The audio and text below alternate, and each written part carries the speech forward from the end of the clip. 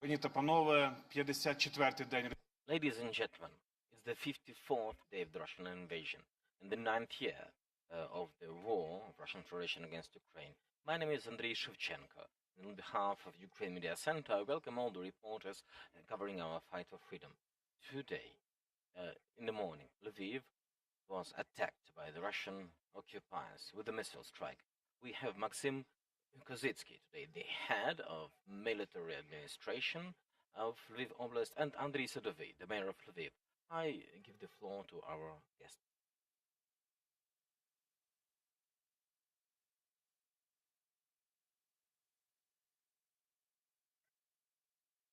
So which information is available at the moment? Hello, glory to Ukraine. Today, there was another strike on Lviv. According to preliminary information, there were 4 hits. 3 of them went to warehouses which were not used by the military so far, and there was 1 hit on a garage which was providing maintenance for vehicles. 7 killed, 11 injured, according to preliminary information. Now, the rebels are being cleared, so maybe there will be more. On this garage providing maintenance for cars, it's a barbaric strike. It's a civilian object. People were there working. Unfortunately, the tragedy has happened. On the other hand, maybe it was a deliberate strike on the civilian facility, because there's nothing sacred for them. Standing closer to the microphone. Okay. So, 11 injured, 7 killed. 4 of them were in this garage. 1 of the injured is a child. The condition is not severe, but 3 of the injured are in a severe condition. Andriy Sadovy, the mayor of Lviv. What we've seen today in Ukraine is genocide, and it is a deliberate action by the aggressor who is killing peaceful civilians. So 7 civilians had plans for life, and today the life had been interrupted. I talked to the manager of that garage, and he had tears. He wasn't crying about the property which was destroyed, but about his staff. It was a dream of his life, and, well, the garage is gone. Also, 40 vehicles there were destroyed, and I only hope that the casualty list would not go out. 2 injured people are in a very severe condition, and the doctors are doing their best. So outside of the facilities which were hit, some other civilian infrastructural sites were damaged.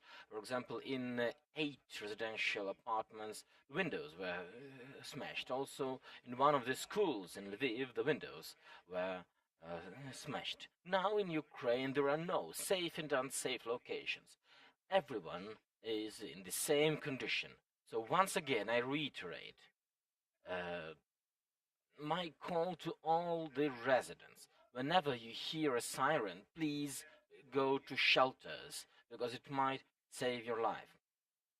We mourn the fallen, but we have to be vigilant, because it looks like the enemy starts getting more and more atrocious, and they are now smashing the civilian infrastructure, and more will be coming. We see it in our cities in the east of Ukraine. Thank you. Maxim, can you say anything about the type of weapons used by the Russians and about the targets they used for this attack?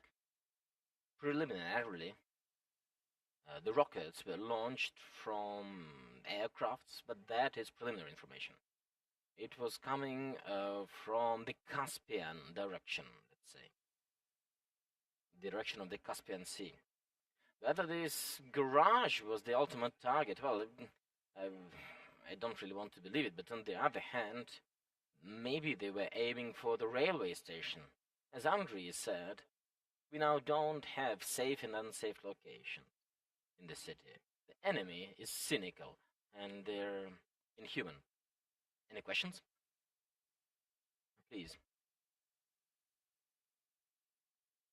There was a second siren after the strike. What was it related with? There was another missile launched from the area of the Black Sea, but they didn't reach our city. Next question, and you might need interpretation. And thank you very much for this very important conference, for the message across the world. This attack is civilians. Obviously, I have questions for the mayor, please. And as you declared, the city is not safe anymore. What that exactly means?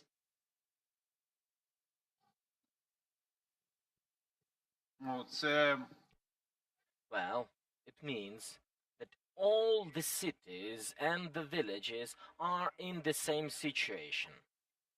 The aggressor is committing the acts of genocide. They target peaceful civilians. They kill the civilians. Number of casualties among the civilians, well, it goes up thousands and thousands. Today, if you all, representatives of the media, could see what is going on in Mariupol, you would be shocked because thousands of civilians, innocent civilians, were just killed.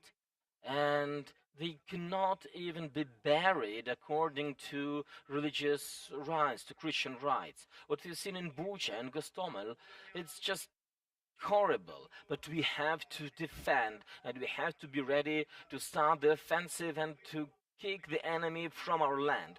We don't have another choice. We are free people and the enemy wants to turn us into slaves, but we will always be free and we will fight till the last drop of blood because we are Ukrainians. I would like to add for international reporters that today rocket strikes or air strikes also hit Kiev and other Ukrainian cities and villages. Any more questions?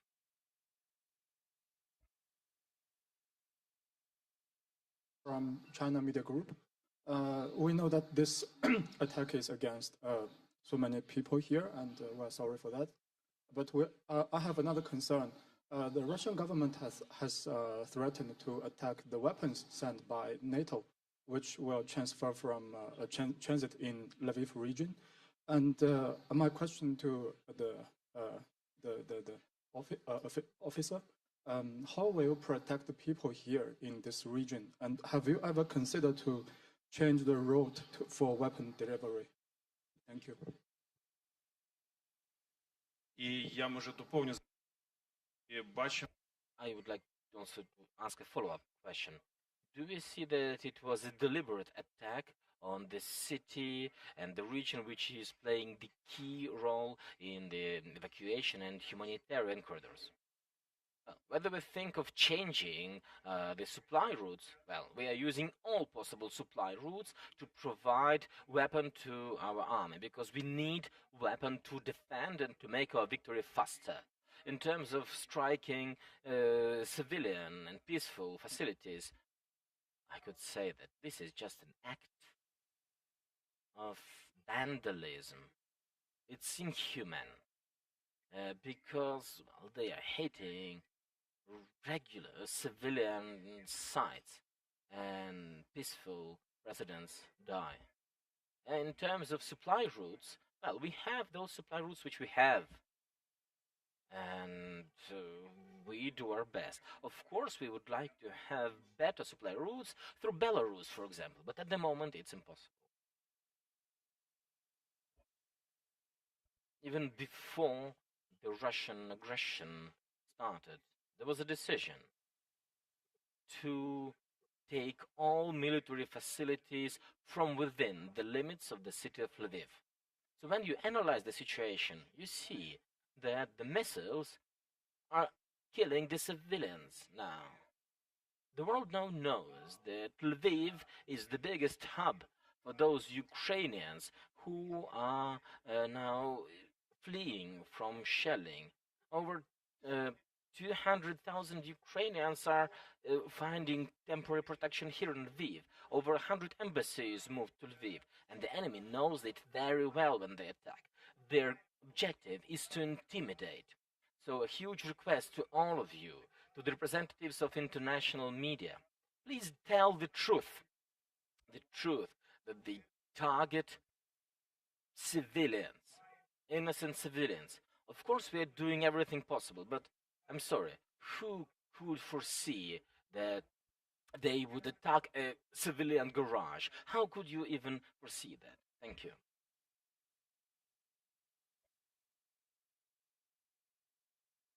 My question is for you, Mr. Mayor. You had mentioned that people should be seeking out shelters when they hear the air raid siren, and since I've been here, we've seen a lot of folks in Lviv treating it as life goes on when the air raid sirens come. Is there a hope, at least with these strikes, that it acts as a wake-up call and people start to take these sirens and alerts more seriously? I'm confident that definitely each airstrike, when we hear the information about people killed, it would provide another incentive. People would start taking care about their safety and security more, because people are relaxed, the sun is shining, they can have a cup of coffee outside, and we don't see these images of destruction which we see in the cities in central and eastern Ukraine. But of course, this is the task for us, for the media, to remind people that, well, you have to protect yourself. So whenever an air raid siren goes on, we have to go to the shelter, because this saves lives. More questions? And the mayor, would you please, and you're talking about the news, false news or something like that, information, would you please open the site or maybe tag, and we can, international media can have access to go inside to have a look and take some pictures or videos or whatever. So I think this is clearly to see what happens there. Thank you.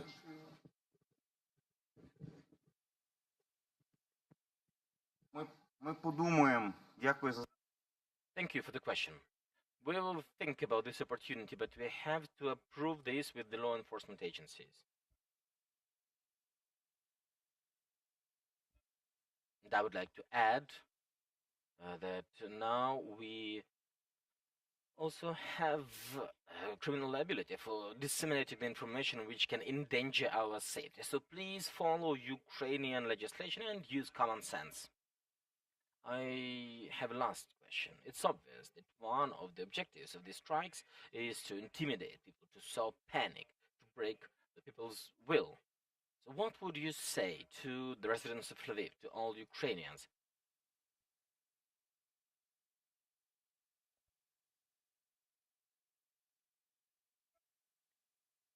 None of us wanted this war. The enemy attacked, and they have a clear objective: to destroy us as a nation and to destroy Ukraine as a sovereign and free state. We have that only one option: to fight, to resist. We don't have another option. So the enemy must understand that our army is not 300, 400, 500,000. The army of Ukraine is 40 million citizens of Ukraine. And our army, day to day, is bigger and bigger, because the free world starts understanding that this is a clash of two systems, of totalitarianism and democracy. So today we are defending the Poles, the Germans, the French, the Lithuanians. We are defending everyone here in Ukraine, because the same missile could also be flying towards a different country. So we are now taking this hit. So we are addressing the whole world. Please understand, if we don't stop the enemy, if we don't kick the enemy from our land, they will move further. So we have to be strong all together at the fist. And with this fist, we have to punch the enemy so that they would forget about any attempt of aggression for the next 50 years. This is our objective. I concur. Our strength is in our unity and in our faith. Faith in God, in our state and the Ukrainian army. We shall win. Maxim Kozitsky, the head of Lviv Oblast Military Administration, and Andriy Sadovy, the mayor of Lviv. Thank you.